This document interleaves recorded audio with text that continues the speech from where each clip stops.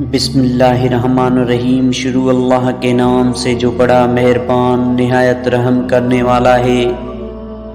حضرت علی رضی اللہ تعالی عنہ نے ارشاد فرمایا، جس انسان کی جان نکل جائے تو وہ زندہ نہیں رہتا، اور جس انسان سے احساس نکل جائے تو پھر وہ انسان ہی نہیں رہتا۔ حضرت علی رضی اللہ تعالی عنہ نے ارشاد فرمایا، ناداری ذہین لوگوں کو ایسا گونگا بنا دیتی ہے کہ وہ اپنی حجت پیش نہیں کر سکتا، اور مفلس آدمی اپنے شہر میں بھی پردیسی ہوتا ہے۔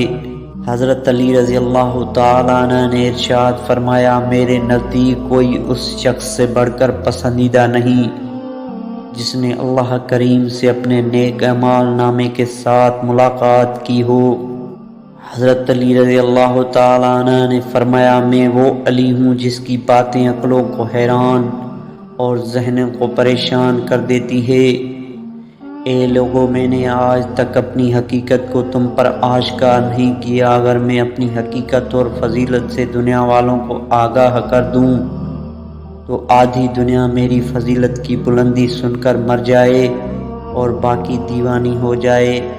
میں اپنے صرف اتنے فضائل سے پردہ اٹھاتا ہوں جن کو حقیقی مومن کا دل برداشت کر سکے۔ جو شخص ہمیشہ تمہاری خوشی چاہے، اس کا اداس ہونا تمہارے لیے فکر کی بات ہونی چاہیے۔ تمام رشتوں میں سب سے کمزور رشتہ تمہارے جسم اور تمہارے روح کا ہے۔ نہ جانے کس وقت اور کہاں ٹوٹے۔ سختیاں اور پریشانی اپنی انتہا پر پہنچ جائے تب بھی فراخی اور کامیابی کی امید رکھو۔